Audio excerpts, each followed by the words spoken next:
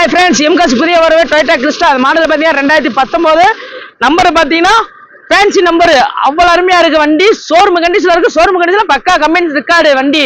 வண்டி வேற லெவலில் இருக்குது. இந்த வண்டி ரேட்டை பார்த்தீங்கன்னா 1890. ஃபைனான்ஸ் 15 வேறு வாங்கிக்கலாம். ஃப்ரண்ட் டயர் 2 டயர் புது டயர் போட்டிருக்கோம். பேக் டயர் 80% இருக்கு. வண்டி சின்ன குறை கூட சொல்ல முடியாது. அவ்வளோ நீட்னஸாக இருக்கு. பக்கா கம்பெனி சர்வீஸ்ல இருக்கு வண்டி. அவுட்லுக் பார்த்தீங்க, இன்டீரியர் பாருங்க.